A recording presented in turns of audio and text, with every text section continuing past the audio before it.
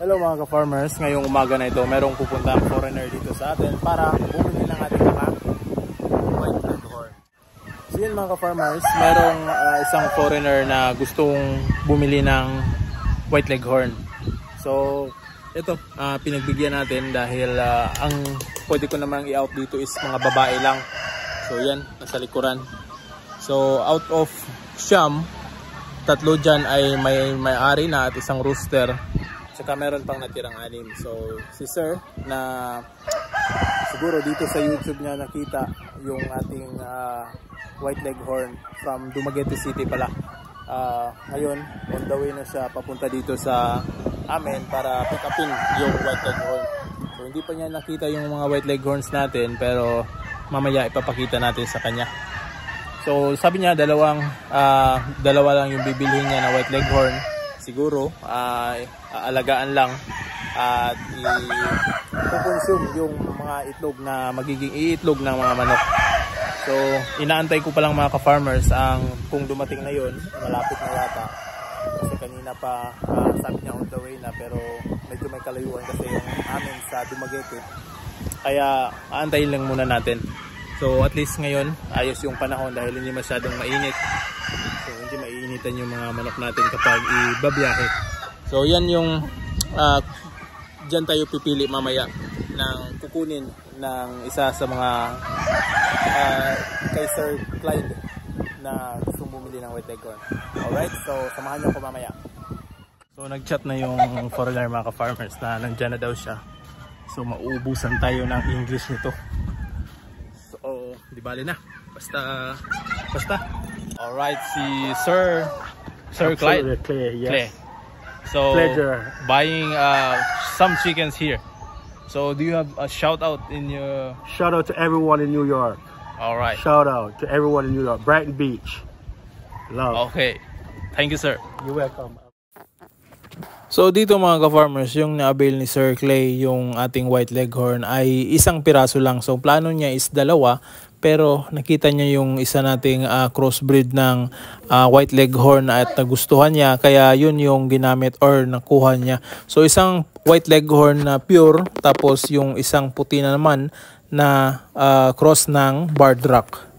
So dito naman sa isang pen natin mga ka-farmers, nakapili si sir ng isang inahin. Gusto niya dito daw dahil yung mga itlog at merong yung gusto niya is yung naglilimlim. So merong isang inahin dito na naglilimlim, kaya yun ang binigay natin kay sir dahil yun ang gusto niya. At isa sa mga nagustuhan rin niya ay yung barred rock natin.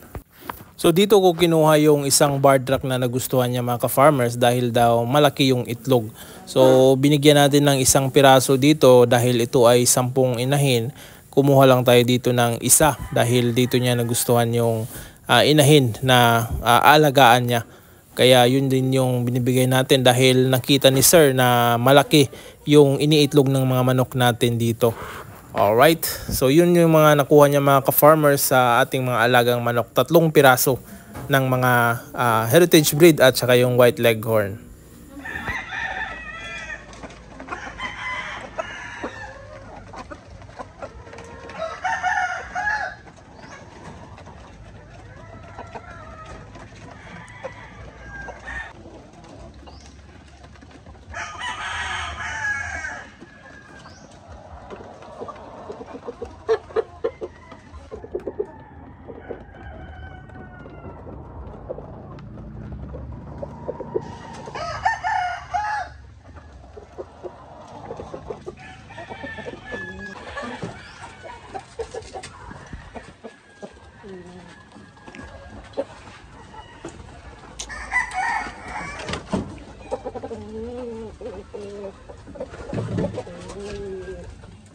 Sus ko Ginoo. Tigha naman eh. So ito mga ka-farmers, kahapon hindi ko nakuha yung mga itlog. Kaya ito, sobrang dami. So itong setup na ito mga ka-farmers ay hindi talaga mababasagan ng itlog kung maapakan nila dahil gugulong lang dito sa harap. Pero ito sa sobrang dami na nandun na sa itaas, buti na lang walang nabasag. So kukunin na natin ito. Ang dami mga ka-farmers. Pero ito wala pa itong mga similya. Dahil bago pa lang natin sinalang yung rooster. So for table eggs lang muna ito.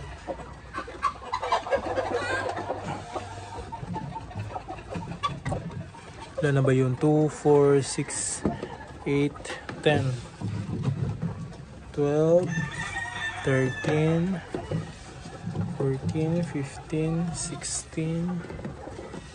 Ang lalaki pa mga ka-farmers. 16, 17, 18, 19, 20, 22. Dami. 23. Uy, basag. Alright, dami. Doon naman tayo sa kabila. So yung binibigay nating patuka sa kanila mga ka-farmers ay mostly yung talagang ginawa natin na feeds. Yung own mixture natin na pinadaan natin sa pelletizer. Tapos hinaluan natin ng yung layer crumble. Minsan nga anong nakaraan dahil hindi tayo nakapag-vlog. 1 week tayong wala dito or hindi ako nagpapakain nito. Yung ginawa lang natin mostly yung pinapakain sa mga manok natin. So ito yung naging resulta. Sobrang dami pa rin mga itlog nila. So kahit na medyo organic yung ginawa nating patuka, nangingitlog pa rin yung manok natin. So good news ito mga ka-farmers dahil ang lakas pa rin nilang mga itlog kahit hinahaluan natin ng yung sarili nating gawa na patuka. So at least ito, magandang sinyalis talaga. So kukolektahin lang natin yung iba. Alright, so dito mga ka-farmers, nakuha ko na kanina. So nandun na sa loob at yung nandun sa battery cage, kinuha na natin. So ito na lang tatlong kulungan, dalawa. So titingnan natin kung mayroon bang itlog. Alright.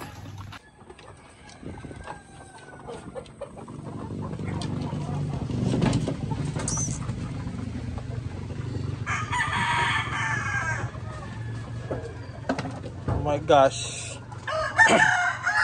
Dami pa rin oh.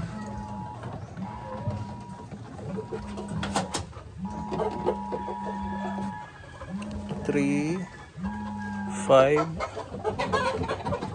6, 7, 8, 9, 10, 11, 12. So ito konti lang yung inahin na nandito. 5 inahin at saka isang rooster. Yan sila.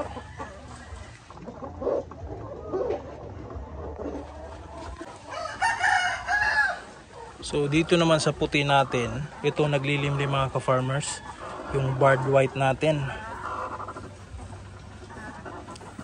So yan yung mga itlog. Kahapon, merong 8 itlog dyan. Kinuha ko. Ito ngayong araw na ito, hindi ito nakuha. So meron tayong 2, 4, 6, 6 na itlog mga ka-farmers. Yan o. So ito mga ka-farmers, marami rin. Merong 3 dito at ito. 2, 4, 6, 8, 10, 12. So 2, 4, 5 babae, 6. Ito yung Orpington natin.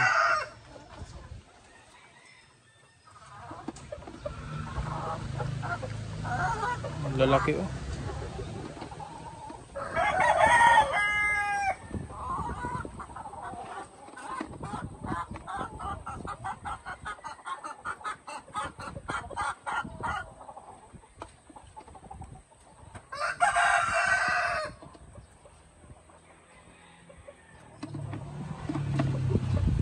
Hindi ko na mabuhat.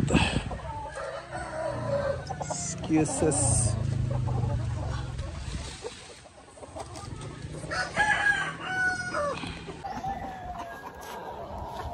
So ito yung mga nakolekta nating itlog mga ka-farmers. Ang dami. Aabot ito ng isang balde. Kung kasali yung kanina nakuha natin at saka yung nandun sa battery cage. So siguro ito ay aabot ng nung isang araw nakakuha kami ng 69 pieces na eggs. Ngayon siguro abot ito ng 70 plus yung mga itlog na nakuha natin. So sobrang dami talaga. Kaso ito ay for table eggs muna dahil wala pa namang similya. Siguro by next week ay mag-i-incubate na tayo dahil nagsalang na tayo ng mga rooster tapos ilalagay na natin sa incubator. So ngayon marami tayong 4 table eggs na ibebenta. By next week konti na lang siguro yung ibebenta nating 4 table eggs dahil mga fertile eggs na yung i-incubate natin. Alright, so yun mga ka-farmers, hanggang dito na lang. Maraming salamat. Kung meron kayong katanungan, comment lang sa ilalim at ating sasagutin yan. So maraming salamat mga ka-farmers at see you in my next vlog. Happy farming! Woo! Woo! Woo! Woo! Woo! Woo!